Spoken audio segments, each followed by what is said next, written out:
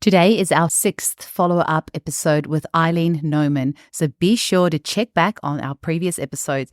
A quick way to do this is to go to homeopathyhangout.com, and in the search box, you can just type in Eileen.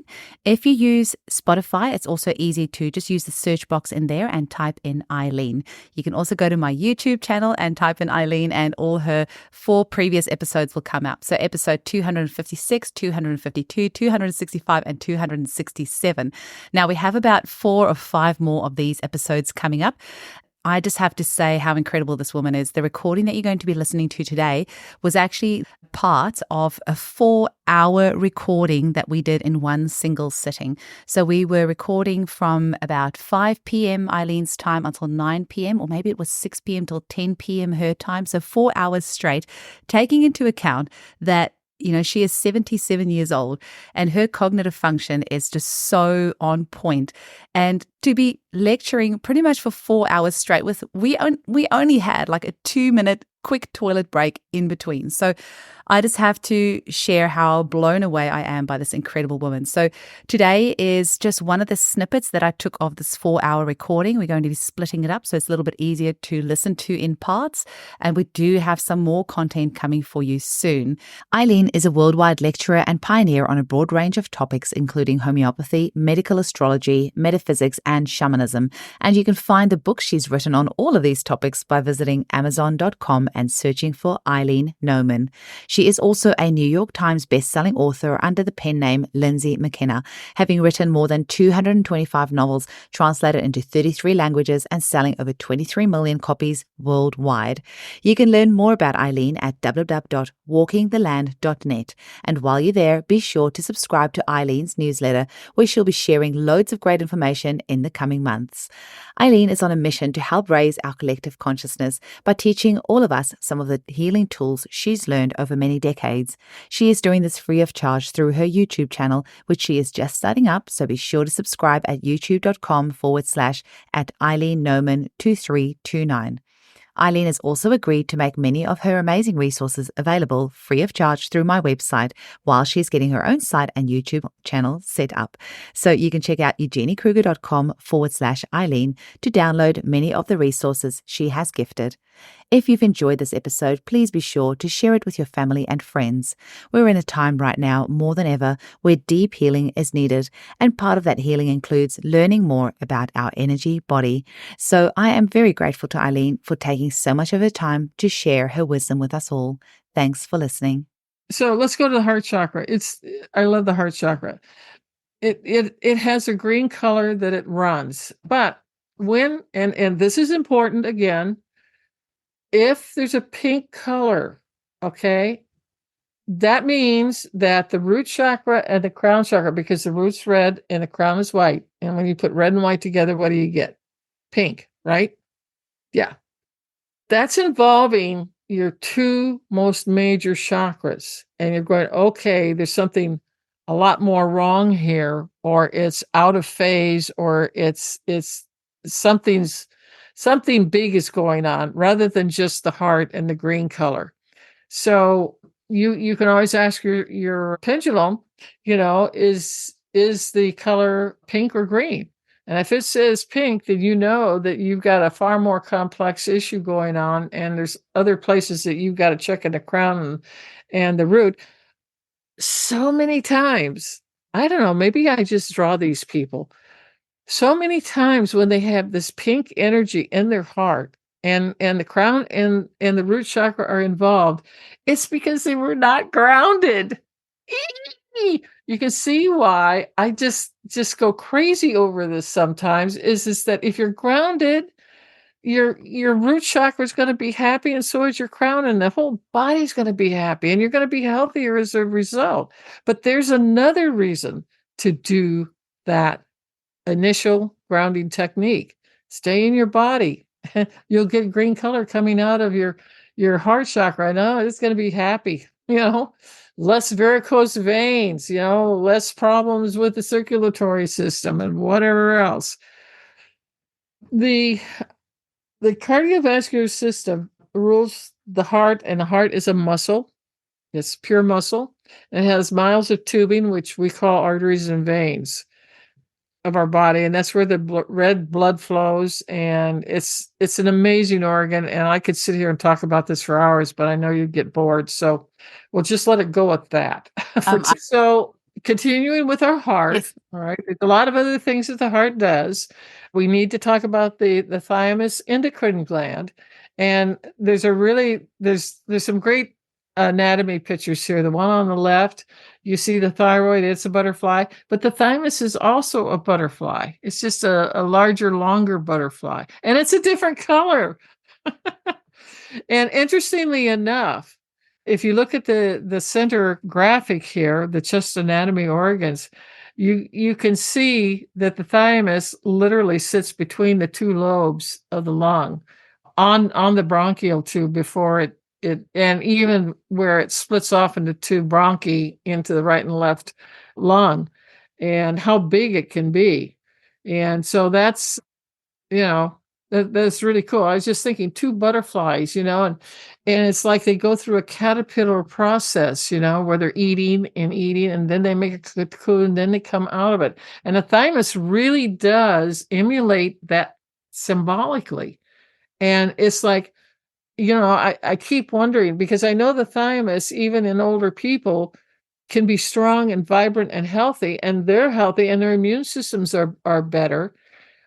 That it's about people going through the different stages, the worm to the cocoon to the butterfly, and that in our older age, we're all supposed to become butterflies. Anyway, that's kind of symbolic. Now, I've already talked about that, so we can just kind of skip the rest of that. Okay. The throat chakra. The throat chakra has a blue color, and the thyroid is the endocrine gland. The parathyroid gland is not. Don't mix them up. And the fifth chakra, it's the fifth chakra of the body, and it rules everything in our neck, front and back. Doesn't matter. Okay. Even under here, okay, under our chin and moving back, that is considered part of the neck, just to let you know. Physically, the thyroid produces hormones that deal with and regulate our metabolism, our growth, and our development. And the parathyroid gland is not a gland, and I said it regulates calcium and phosphate levels in our bloodstream, and is also connected with the lymph nodes and the immune system. There was, on the spinal column, I said each vertebrae has two nerves called the motor and sensory system. This is really, really important, and this is why I brought in the spinal column. It was for more than just showing you where the chakras are going to have a play with either, the cervicals or the dorsal or, the thoracic or whatever. There's another thing here that's really vitally important. And the thing is that if we just look at any one of these vertebrae, if we just take the top vertebrae here, okay, which is called C1, on either side, you'll see a red, vein. And then next to it, you'll see a couple of blue arteries, smaller ones. But the yellow ones, that's what you want to look at. And the yellow ones, on one side, and I believe the motors, let's see, am I doing that right? It's on the left and the sensor is on the right. I could be wrong about that. Eugenia, do you remember? I don't, but I'm really quickly going to Google it. Oh, okay. Well, what I can tell you is the motor nerves are important because we're able to move, to actually walk and run and move our hands and fingers and everything like that. That's what motor. Sensory nerve conduction velocities are higher on the left than the right hand, and motor conduction is faster on the right hand than the left hand. Okay, I got it mixed up then. So the sensory's on the left, the motor's on the right. Thank you. Right, yeah. We'll get through this. There's a PubMed article, just the first little line, so hopefully that's right. Okay, so the sensory nerves is how we can feel things, with our hands, or we can feel the sunlight on our skin, and also, it has to do with our smell, our taste, everything that's sensory or feeling is in that particular nerve. And these sensory and motor nerves each run through each little vertebrae. There's a hole in the cervical or in the spinal vertebrae, and they go right through it. And boy, if one of those gets hurt, it is pain. It's horrible. So, but I wanted you to be aware of that. And this center graphic I have here, it says anatomy of the cervical lymph nodes. This is another thing that is really, really important with the throat. Everybody tends to forget about the lymph glands. We have so many of them right here from our ears. It starts about right here in our ears and it comes down all the way down. There's a plethora of them. And that's just amazing. And, when they get swollen, that means that the immune system is kicked into action and they're actually fighting an infection, whether it's bacterial or viral, doesn't matter. But those are important. And then on the right here on this graphic, I just put this in because you could see the butterfly glands, the thyroid and the thymus. You'll never forget it. I had some great anatomy teachers in college. They were funnier than hell. But we remembered things. We remembered them. So anyway, the brow chakra is the third eye, and we've already had a big discussion about that, about the pineal gland versus the pituitary gland. So I'm not going to go into that too much. But it's located in the center of our forehead, and it runs the color lavender to purple and sometimes indigo. What I've found is that if I see an indigo chakra, that pretty much tells me that's a really old soul, and they're not here because they have to be. They're a mission soul. They're your older souls, and something is up, and I pay attention to that. Whereas the lighter lavender is like people who are just learning how to start to see things. It's a light lavender, and then it'll go to a beautiful violet color midway between the indigo and the lavender. It kind of tells me about the age of the soul or what's going on. Just little stuff like that. And I said that the brow chakra has rulership over eyes, ears, nose, and sinuses. That's a lot of real estate, folks, because any one of these can go wrong. And here and the sinuses. I had one sinus infection in my life. It was in New Zealand. And I left Dunedin. My husband and I were flying out of Dunedin, and we were going to land in Auckland. And as we were coming in to come down to land at Auckland, I had the worst pain in my head I have ever had. I thought for sure I was having a stroke. And it was so bad. I just curled up into a ball. I couldn't even cry. It was so painful. And by the time they got on the ground, I couldn't walk. I couldn't talk. I just said, get me to a hospital. And so we went, and we ended up not going to a hospital, but to a hotel that was nearby that had a doctor, a physician on call. So I said, get him over here, because I thought, oh God, I'm going to bleed out and I'm going to die of a friggin' stroke, here in Auckland, New Zealand. And as it turned out, he came over, he listened to me, he, felt around, and he says, what color's your snot? And he said, huh? He says, the mucus that comes out of your nose. He says, what color is it? I said, it's green. He said, okay. He says, you've got a really bad sinus infection. And he put me on erythromycin, and he warned me. He says, you're not going to like this. He says, you're going to be really, really miserable for 2 days. And he was right. I was. But then I had to stay at that hotel in Auckland for 7 days before I could fly, because the sinuses had to drain enough so that the air equalized when going up and down in a plane. Okay. And what happened when we came down into Auckland, it didn't equalize. And I felt like my whole head was exploding. It was not here. It was in my head.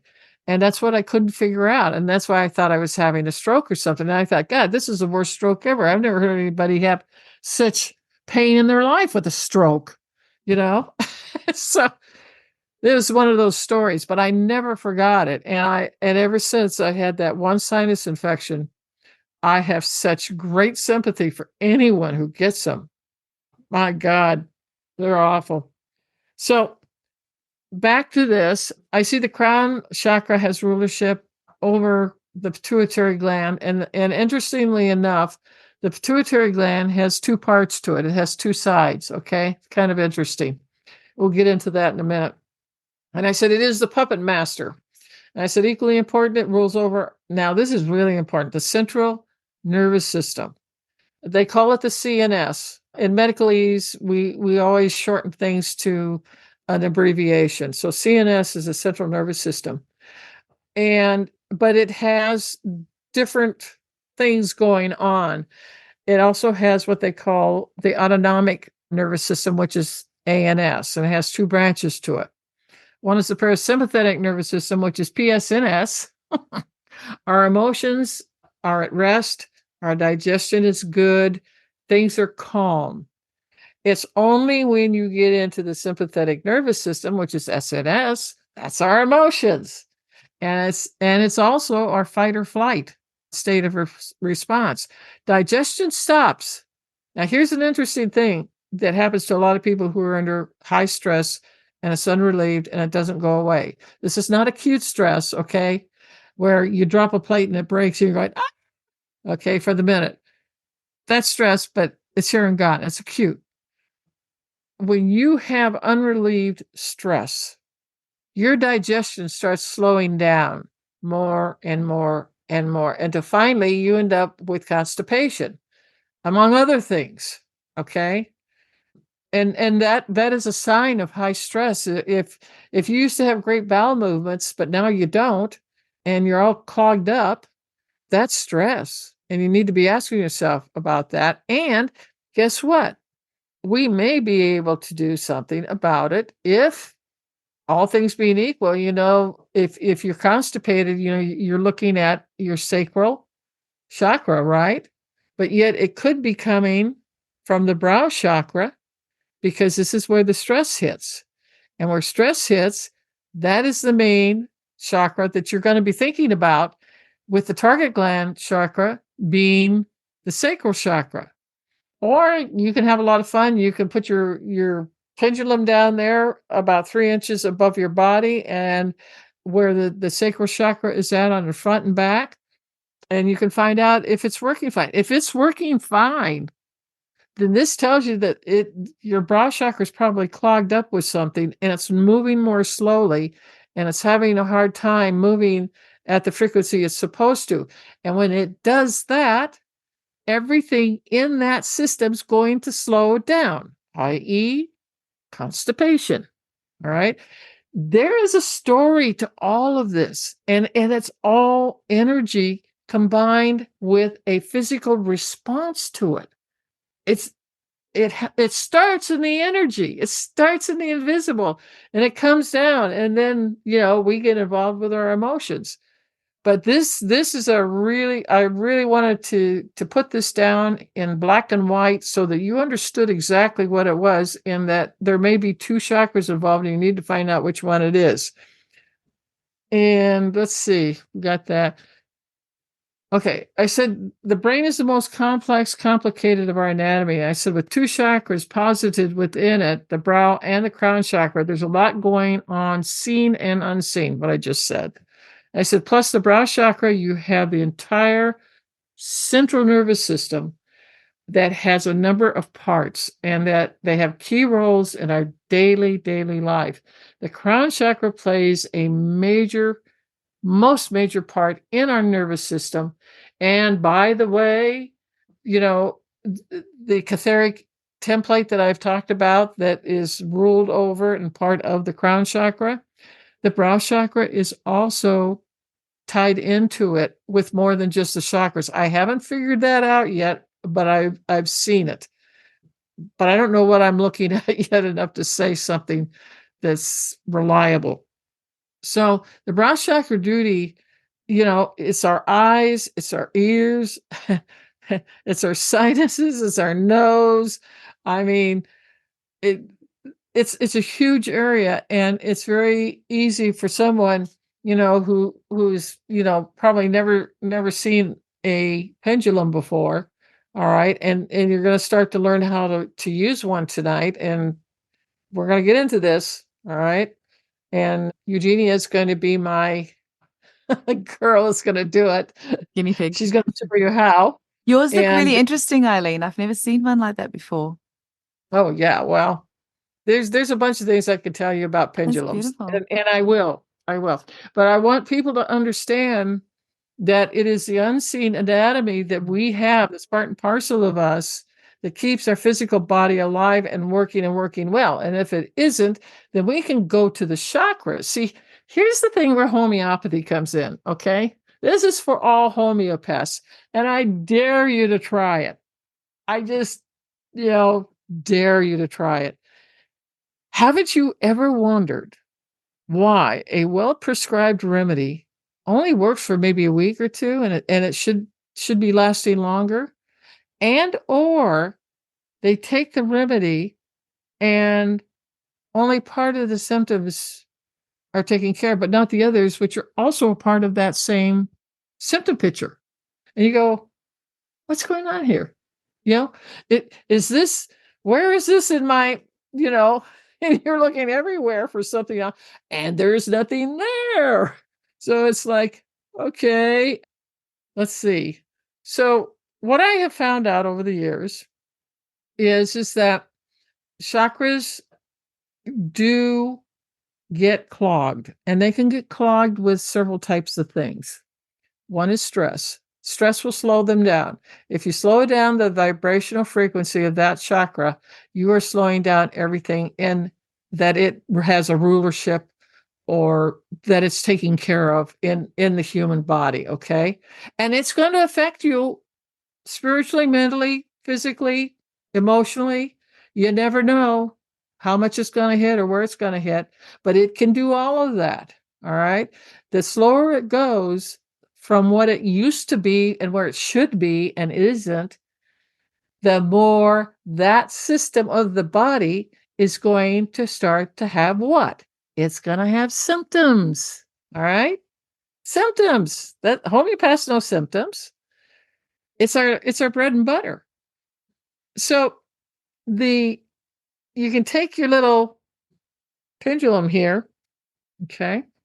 You take this pendulum, and we're going to teach you how to use this tonight.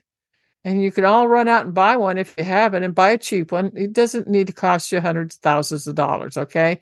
You can get a cheap one for $10, all right? Maybe not in Australia, but you can in the United States. So get a cheap one. And the thing is that you can go in with that system that you know about, because all homeopaths have a pretty damn good knowledge of anatomy. And if they're an MD, of course they do, or an ND or an EMT or a, paramedic, something like that. We all know our anatomy. We know enough to be dangerous if we're an EMT, but that's okay. We still can save lives.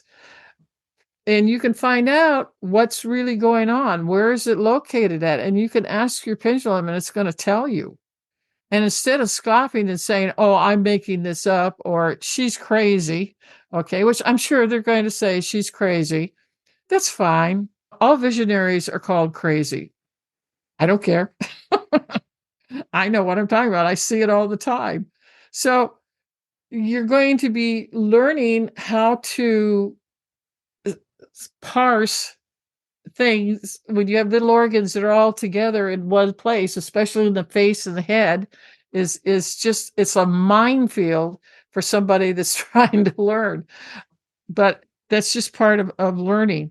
So speaking of learning here, I said that the crown chakra and the catheric field of our aura have two agendas that they are responsible for maintaining. And I said, I feel the pituitary endocrine gland is situated at the opening of the top of the head, that it plays an important part in this invisible world of ours. And I said, the master gland is a pituitary, aka the puppet master.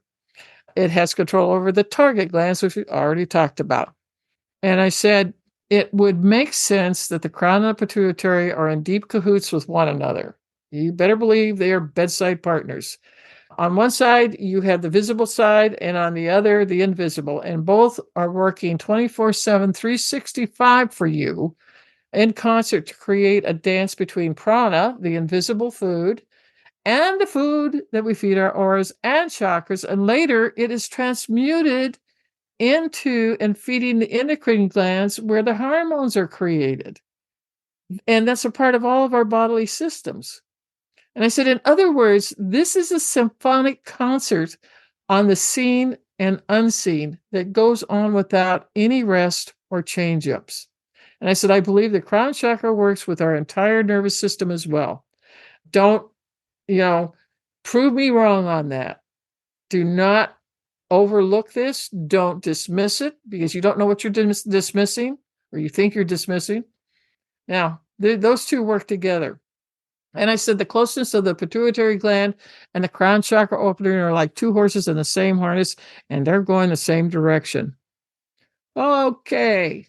So, end of anatomy lesson. Hey. Do you have any questions so far, Eugenia? I have loads. I have loads of questions. I don't know if you do. Is it okay to ask them now? And actually, yes, because we're going to move into the pendulums next. So if you got them, give them to me.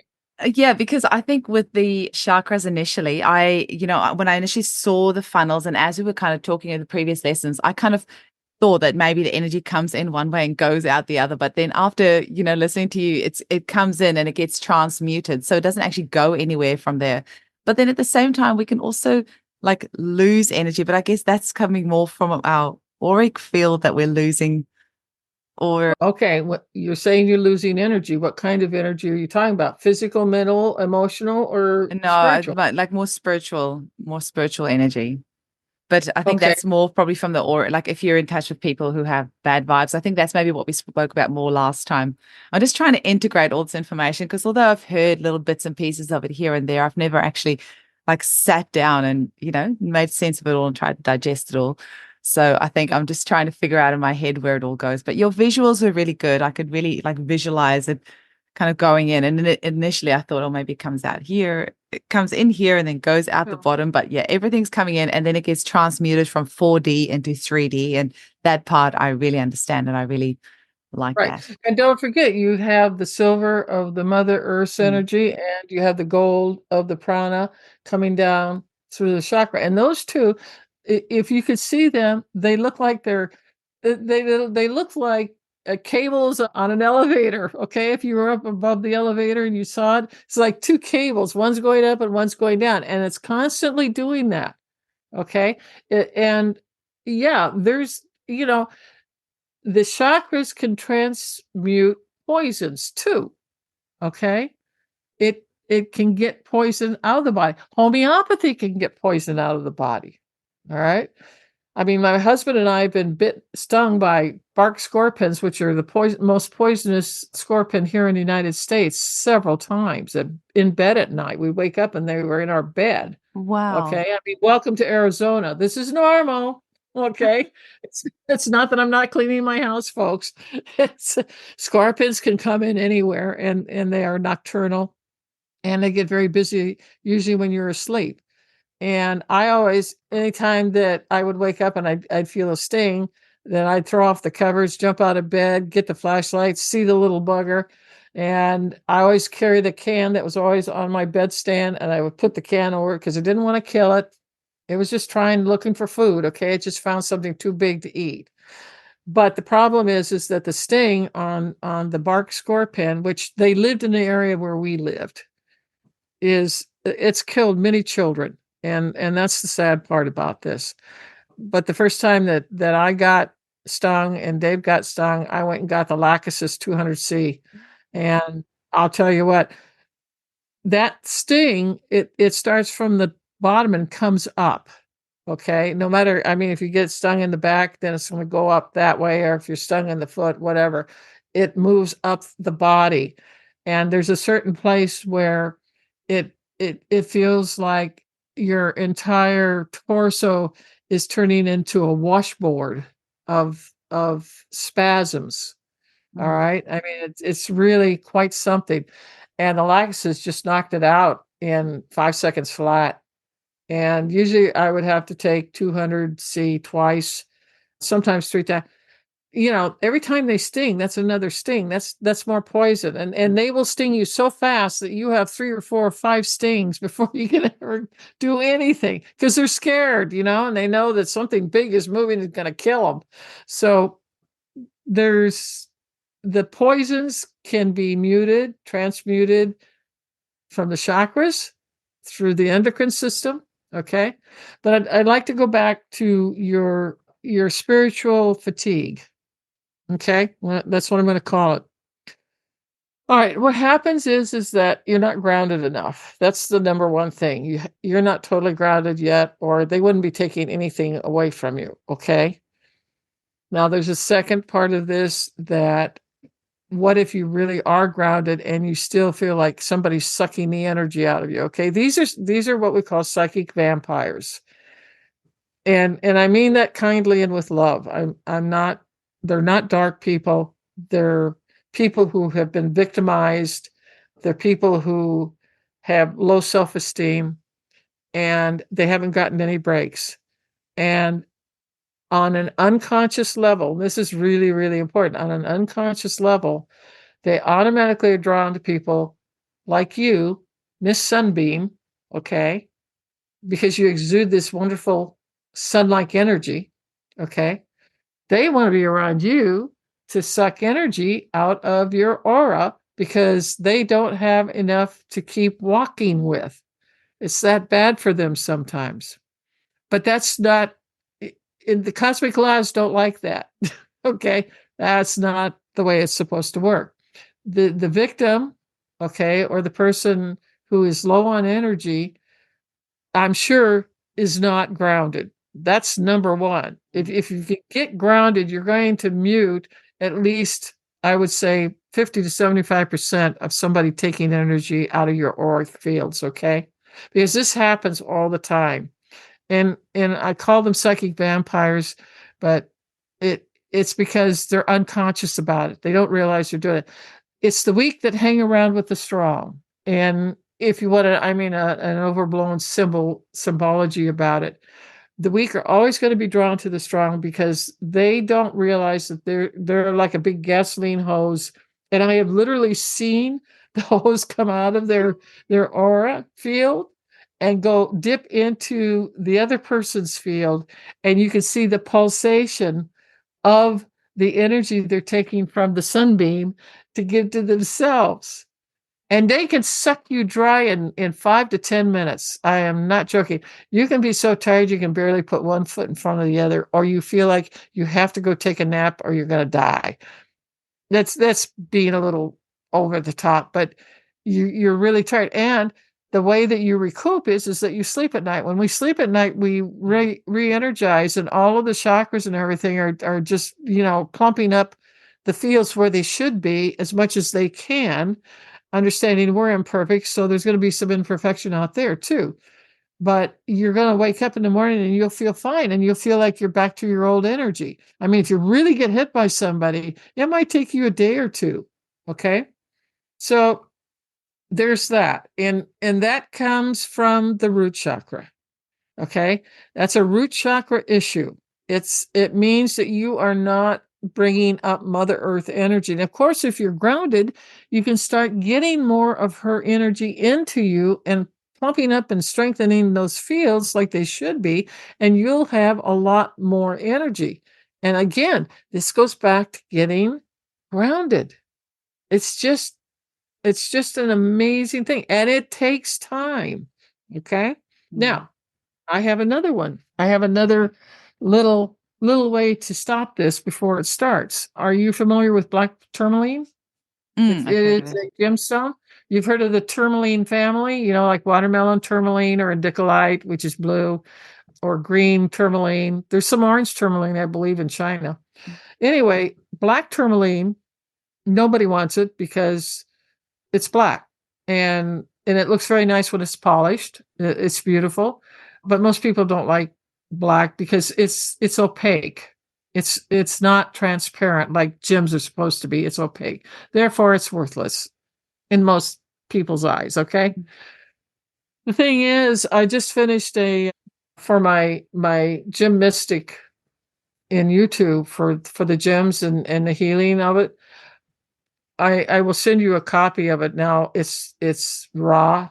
It hasn't been edited, so I don't scream, but it will give you a lot of information that you need on this. If people like yourself would only buy 2 tumbled black tourmaline stones that are about this large, okay? And they're tumbled, which means they're going to be smooth, okay? So they're not going to rip into your clothes or anything like that. You put one in each pocket. Don't put them in your bra. Okay, I just can't believe this. Women put them in their bras because, and it's like, no, you don't want to hurt these poor little babies, these little puppies. Don't. I mean, they're having to wear a bra in the first place, which is really crimping their style. And you don't want to put 2 stones in there because it's a pocket, but it's the wrong pocket. I want these in your jeans or your slacks or something like that. And I have women who will buy 2 little fabric pouches, and they will put them with safety pins on their waist and under their blouse or jacket or whatever they're wearing, and you won't even see them there. But there's only, I think, 3 or 4 gyms world that have piezoelectric and pyroelectric energy. One is heat produced, one is electromagnetic produced. The best one in the world is tourmaline.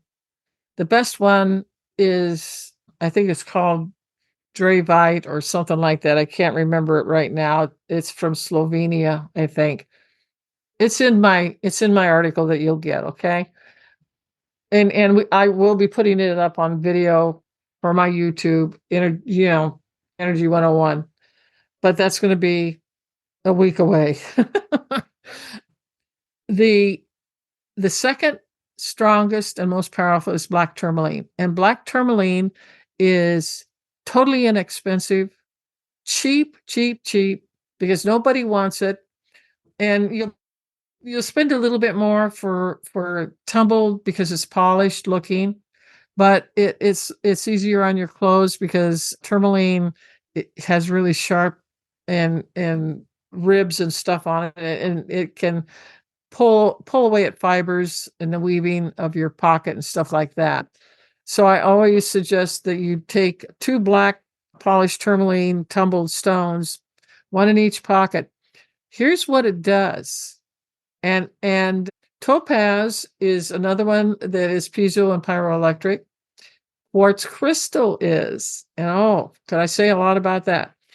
But the one, black tourmaline is the only one that I have found that does the following.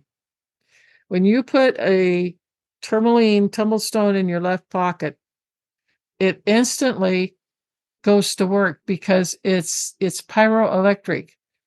The temperature, when it changes, all of the molecules and the atoms get really excited. And the stone, when it goes up against 98.6, which is your body temperature, which is not what it's at, when you buy it, on the street or whatever, or on the internet, it's probably going to be maybe 70 degrees or something like that. So there's a huge difference there. And the one thing of 2 that black tourmaline does is that when it gets excited like that and it stays at that temperature, it absolutely just spreads out and goes all around your aura. And it's electromagnetic energy. And it stops anybody who wants to suck out of your aura, okay? It won't happen because the spirit of the stone feels threat coming toward it, which is threat to you, all right? Threat to your aura. And it immediately is on guard. And when the person gets close enough, the person will, in some way, want to interfere and put something into your aura to start sucking. As soon as it does that, the black tourmaline knocks it out because it's a higher vibration and it's a higher energy.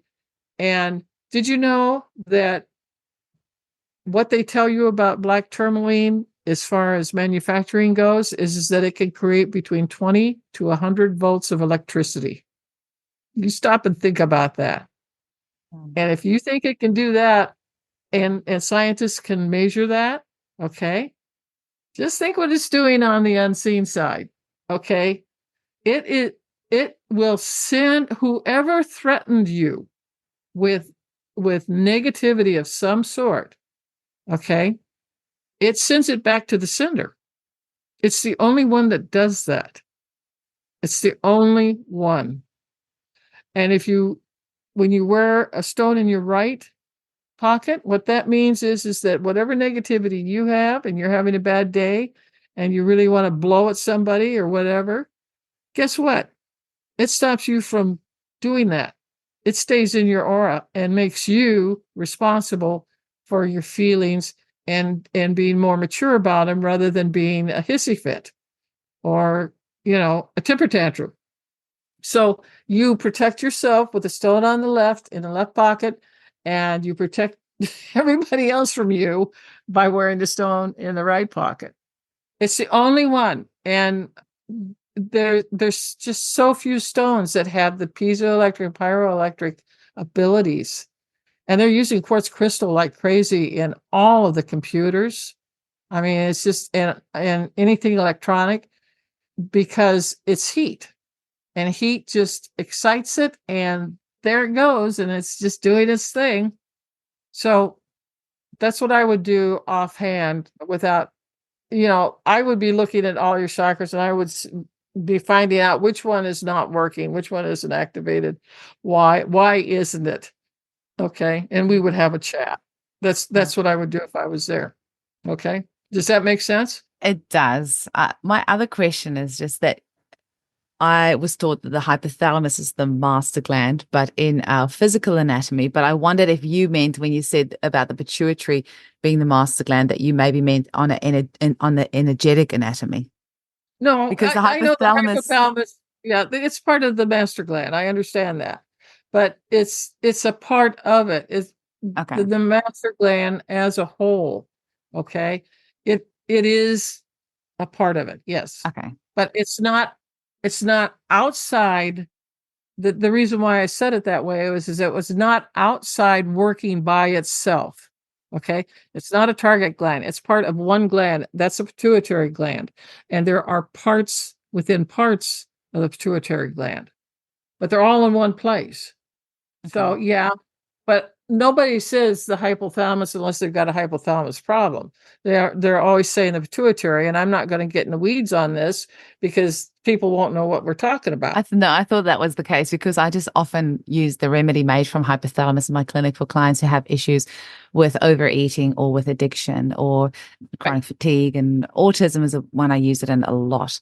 And so, and I always explain to them the hypothalamus is the master gland, and it checks in your body, do you need to pee? And then it'll say, yep, go to the pee, or it'll check your hormone levels, and it'll tell the pituitary to then go tell the thyroid to make more hormones. So when you were saying that, I was thinking, I think you probably made it in a slightly different. Yeah, no, so. I meant it that it's part of it's one of the parts of the pituitary gland in general. I mean, you can't divide, you can't take the hypothalamus out by itself and it's going to go work by itself. Gotcha. If it was supposed to, it would have. Yeah. Right?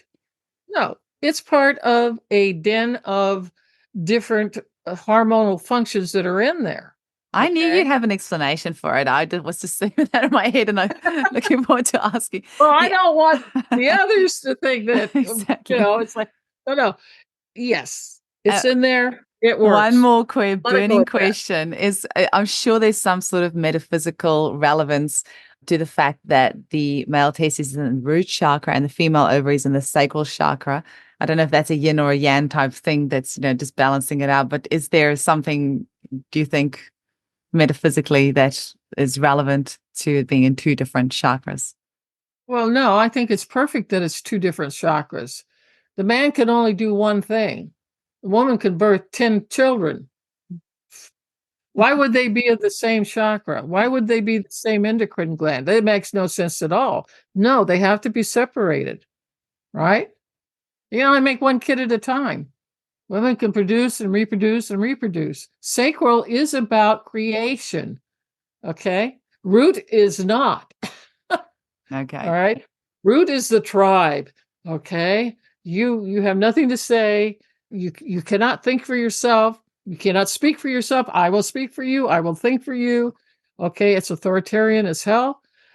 But when you get into the sacral, you get into this wondrous creativity where everything bursts. Everything. That's the woman. The man, he's got one shot. That's it. We even can have 5, 7, or 8, orgasms. Can they? No. Why? Because he's in the root chakra, which means one, and she's in the sacral, which means creation of as many as you want. Right? Amazing. Well, stop and think about it. If you understand the underpinnings of a chakra, and its personality, okay, because every group has this personality, good, bad, and indifferent. The root is just about being grounded. That's its amazing ability, because it's literally like the crown. The crown is bringing in that gold energy of the prana. This is bringing in Mother Earth's red energy, which is infusing us with life. So the root is nothing to sneeze at. It just has one thing that it does, and it does it very well. The sacral chakra, oh my God, it's like having 10 puppies in a room, and they're all going all different ways. Okay. And that's the energy that's there. It's for creation. It's for birthing ideas, and they can be baby ideas, where there's a physical thing. It can be, you could be a painter and paint paints, pictures. Hell, I've written 245 books as an author. My sacral's really running good. Okay. I mean, I have birthed a lot of books. Okay. But it is a place where you start growing into your own, that you have a mind that thinks the way you do, not what somebody in the root chakra told you to do. Okay. And partnerships is part of the sacral area. You have a partnership if you have a baby, right? There's a partnership there. How do you get along? And it's learning how to get along. Or you marry somebody, and do you get along, and you learn how to compromise, hopefully, and and you grow as two people, or you get a divorce. I mean, there's not too many stupid women around. They know when to leave if things can't be, a balance of harmony. And then that's another thing about the sacral chakra is that it loves harmony. It wants to get along with everybody, right? And if they don't, then it's a terrible war. And there's a war with the person themselves, and the war with the partner. So anyway, we're getting off track here. So what we're going to do in the next part of this is that it's called pendulum know-how. And I said, there's a good reason why I went through the 7 chakras. I said, now you're going to learn how to use a pendulum and check out the spin on some of them. Are you game? I said, let's go look at some types of pendulums that are out there. And I said, working with a pendulum is known as dowsing. And I said, historically, a person would find a long tree branch with a Y, okay? And he or she would hold the 2 limbs in their hands, and the single one would point out and quiver, or you'd feel an energy coming up your hands and into your arms, or the point would suddenly point down, indicating it had found water, if that is what you were looking for. And I said, it has been used by humans to find water for thousands of years. Okay. So the next part will be about pendulums. Amazing. Thank you so much, Eileen. I'll chat with you very soon.